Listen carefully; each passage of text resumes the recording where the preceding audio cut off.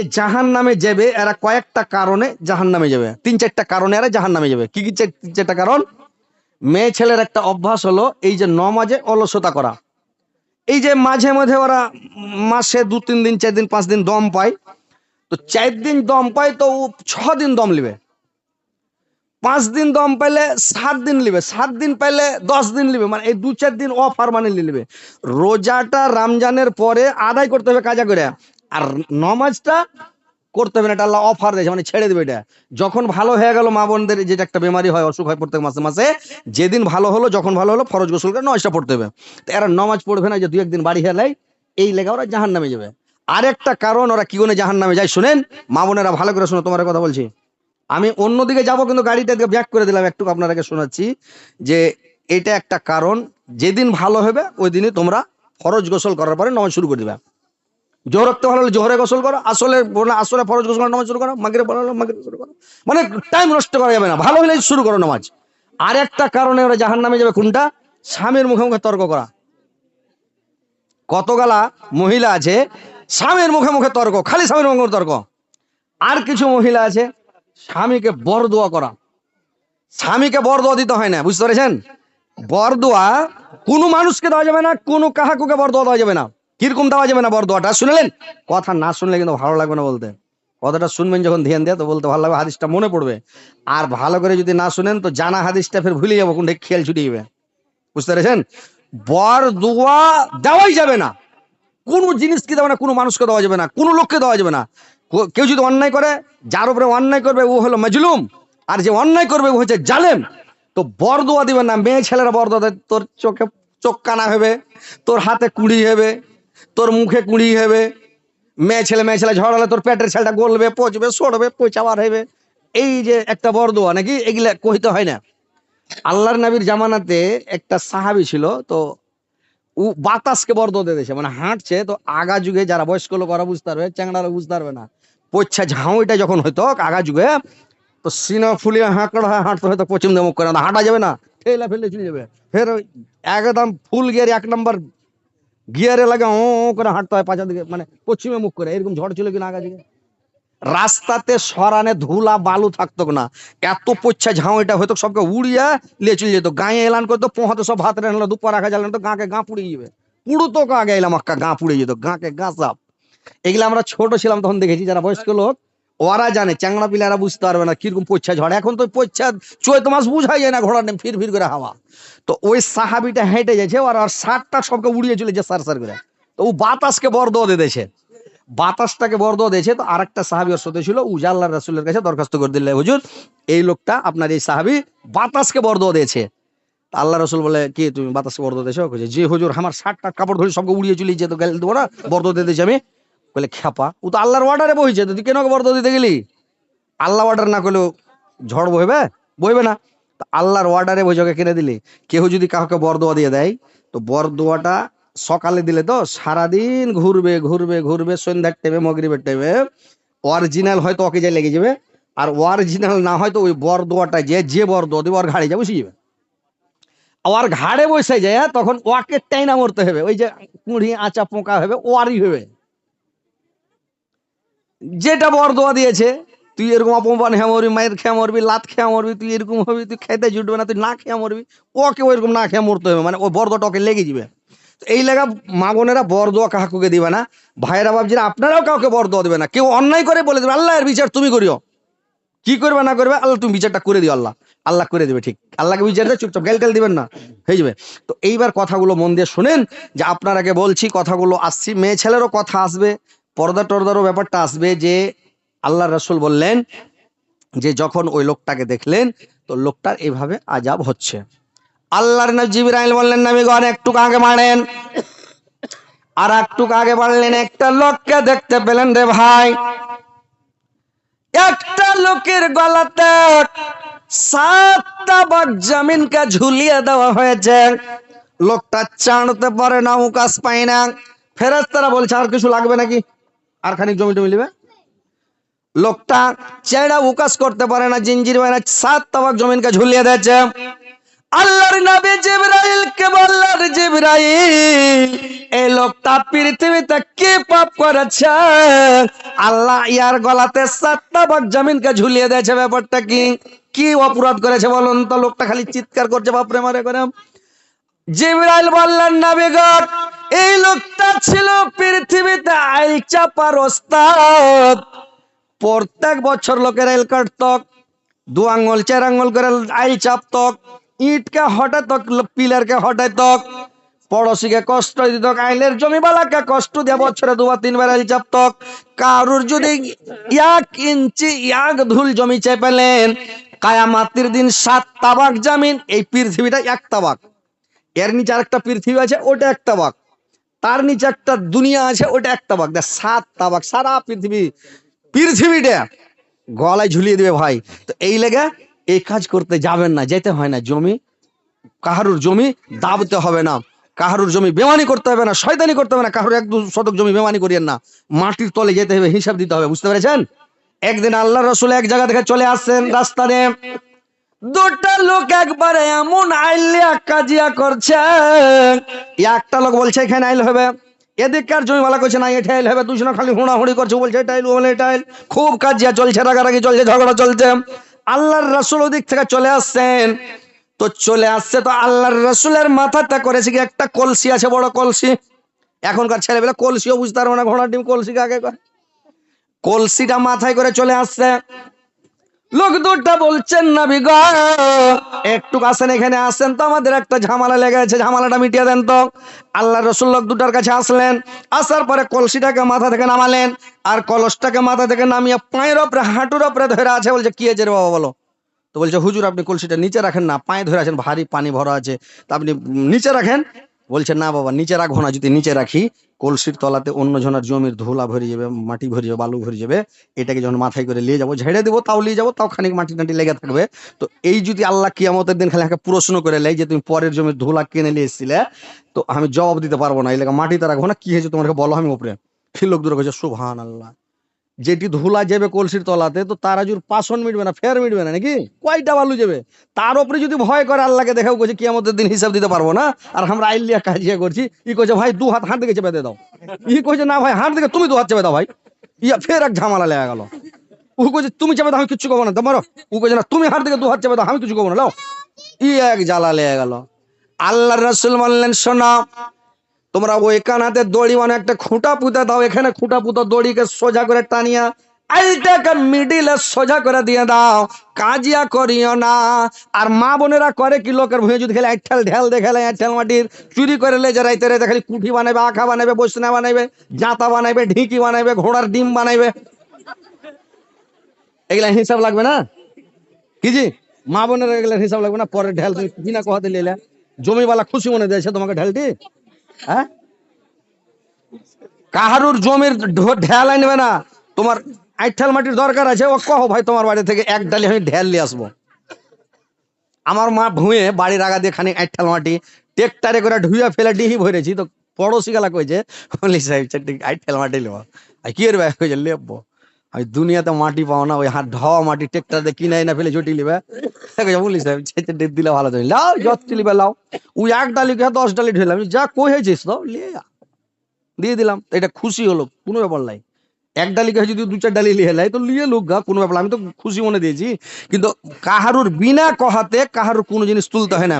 একটা কাহারুর চালের খ্যাড় ভেঙে খিলল করতে পারবে না, এটা একদম হাদিস থেকে মানা, কিয়ামতের দিন পাকড়াও হবে। কাহারুর ডাল ভেঙে মিসওয়াক করবে, দাঁতল করবে, তোমাকে এর জবাব লাগবে, বুঝতে পেরেছ? তুমি একজনের, এক পড়োশির নবীর যুগে একজনা করি, একজনের বাড়ি জাফত খেয়েছে, আর একজনের কাঁড়ির পালা থেকে কাঁড়ি টেনে খিলল করে গোস্ত টালছে।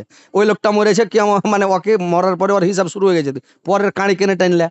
ঠিক হয়েছে, আল্লাহ এই তো খানটা কাঁড়ি টেনেছি, তার খানটা টাইনলে, তো খানটা পরেরই তো, তোমার তো নিজের লয় নাকি। আমাদের গ্রামে একটা মাইয়া লোক আছে, তো পরের পাক্কা ধানকে ভেঙে ও ঝাড়া ফিরবে। ও পাক্কা ধান 2-3 দিন পরে কেটে নিবো ধান গেলা, ওই ভুঁয়ে যাও ঝাড়া ফিরছে। তখন আমি বলছি, হাগে তুই হার ভুঁয়ে যে পাক্কা ধানের ভুঁয়ে ঝাড়া কেনে ফিরছিস? মুল্লি সাহেব, আমি কি বেশি ঝাড়া ফিরছি? একটু করে তো কোনো ঝাড়া ফিরছি আমি। দেখো তো, তুমি কি 1 কুইন্টাল হেগবে? মানুষ তো একটু কি ঝাড়া ফিরে, কিন্তু ওখানটা গুল হয় নাকি? হ্যাঁ, এতখানি পায়খানা করলো পায়খানা, একটু করলো পায়খানা নাকি? তাহলে তুমি পাক্কা ধানকে ভেঙে দিয়ে ঝাড়া ফিরবে? হ্যাঁ, ওই একজন একটা ছেলে কোলে করে, সে তো আর ছেলের পাশা দিয়ে গু লেগে তাও কোলে করে ঘুরে বেড়াইছে। একটা লোক কয়েছে গু গু, কয়েছে ও এটা আমার বাড়ির গু, এটা খারাপ গু না, এটা আমার বাড়ির গু। দেখো তো, গু কোনোদিন বাড়ির হয় আর বিদেশি আর জাপানি হয় যে পায়খানা পায়খানা। তো এরকম মানুষ পৃথিবীতে আছে, বুঝতে পেরেছেন? दुनिया तो दुनिया और हमारा अल्लाह ए जिसमें रखा जय जान सब जतो मर्दा यारदान दुनिया तो दुनिया दुनिया तो दुनिया और हमारा अल्लाह ए जिसमें रखा जय जान सब जतो मर्दा यारदान दुनिया तो दुनिया मुसा नबी के ना देख दिया बनियाছো তুমি কালিমুল্লাহ ইসমাইল নবী জব হয় না হয়ে গেল জবিহুল্লাহ দুনিয়া তো দুনিয়া दुनिया तो दुनिया और मेरा अल्लाह है जिसमें रखा जय जान सब जतो मर्दा यारदान दुनिया तो दुनिया পাখির কলরব ঝর্ণার পানি ফলে ফুলে ভরা বাগান সবই যে তোমার দয়ার দান দুনিয়া তো দুনিয়া दुनिया तो दुनिया और हमारा अल्लाह है जिसमें रखा जय जान सभी जतो मर्दा यारदान दुनिया तो दुनिया বাড়ি যাবেন নাকি আপনারা? বাড়ি যাবেন? যা আর কাকা ধরে যদি খালি ওখানে যা ছাড়েন কোন মধ্যে দৌড়ে এসে ঢুকে যাবো। আমি আজ্ঞার মতন হাসে না, এই যে সব ভিডিওর নকল করছে কিনা এই লেগে ফের কিছু কিছু লোকের পাছাও জ্বলছে, মানে বদমাশি করছে কিছু কিছু লোক, মানে শেকায়ত করছে, বদনাম করছে একটা। এই লেগে আমি হাসাই না, তো গ্রামে একটা লোক থাকতো না, বিছান টিছানকে সবকে লাত মেরে ফেলে চলে আসতো, আর এই পর্দা কাপড় ছিঁড়া ফেলে দিত সব, বুঝতে পেরেছেন?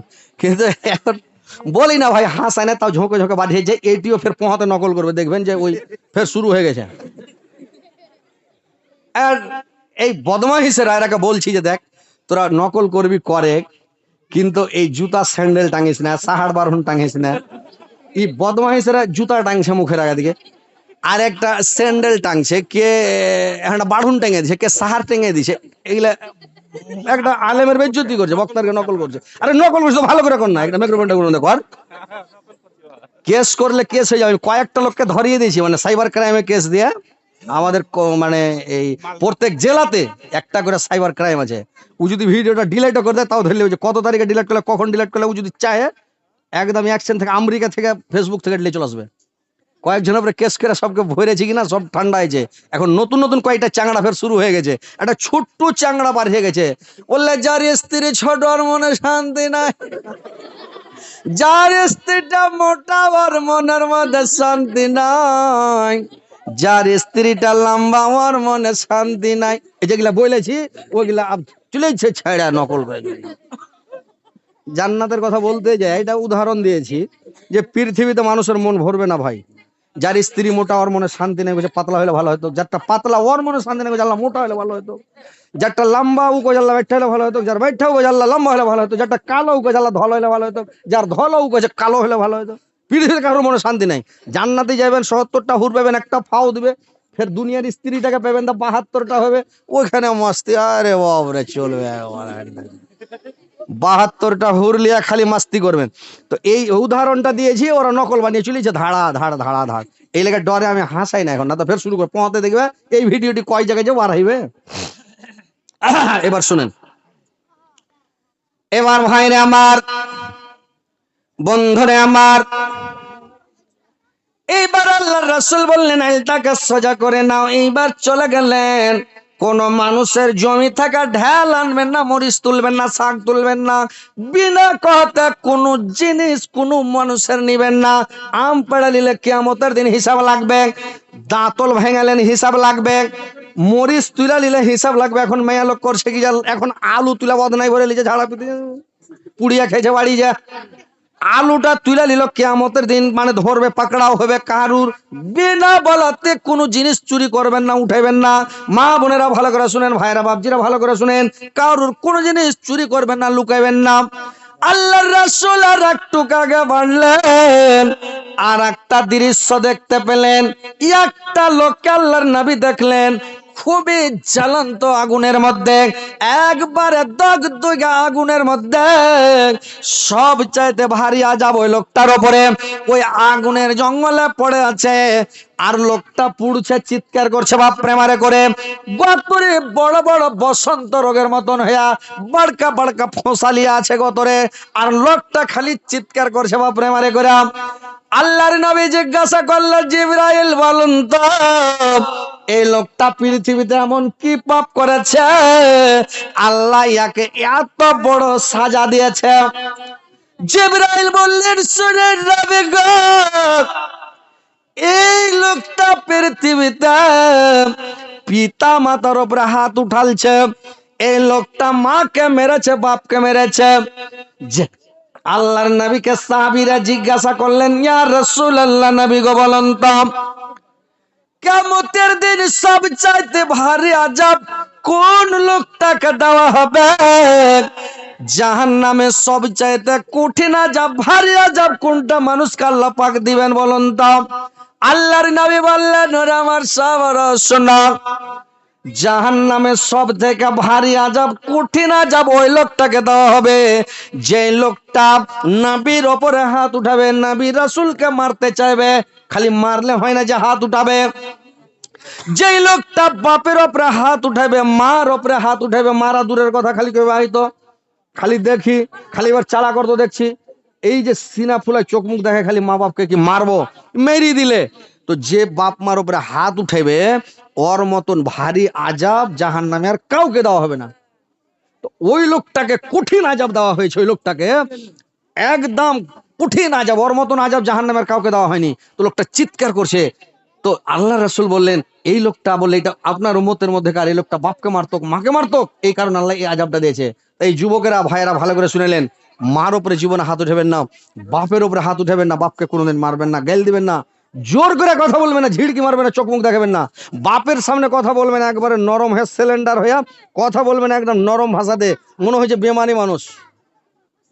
বাপের সামনে যখন কথা বলবেন তো মনে হচ্ছে নরম মানুষ, বেমারি মানুষ। আল্লাহ রাসূল একটা লোকের বাড়ি গেছে, এক সাহাবীর বাড়ি, তো বারান্দাতে গলতে বৈঠকে বসে আছে, আর ওই লোকটা বাড়ি গেল, বাড়ি যে কথা বলছে ওর মার সাথে, তো ফিস ফিস করে। তো আল্লাহর রাসূলকে জিজ্ঞাসা করছে অন্য সাহাবী গেল, যে লোকটা তো একটু ভালো হয়ে বাড়ি গেল, তো বেমারি লোকের মতন ফিস ফিস করে কথা বলছে নরম নরম, বলছে এই খ্যাপা লোক করে থাকে, এখন ওর মার সাথে কথা বলছে। তার মানে মার সামনে কথা বললে নরম করে কথা বলতে হবে। আব্বা যদি বাপ ডাকে, এই সুন্দরে, কি কইছে যে আব্বা, কি বলছিলেন, কি বলছেন বলেন, কি কইছিলেন কহেন, নরম করে মিষ্টি ভাষায় আব্বা কি বলছিলেন বলেন। ওর দিকে তাকিয়ে বলতে হবে না, অন্যদিকে তাকান, বলেন হ্যাঁ আব্বা বলেন, নামোর দিকে তাকে বলেন, কি বলছিলেন আব্বা বলেন। বলবে বেটা অমুক জায়গায় যা, তো যা, বাজার থেকে ঘুরে যা, একটু হাট যা। আপনার এটা হাট কোনটা যে ভাই, বড় হাট কোনটা এটা করে, এই সূর্যাপুর বড় হাট নাকি?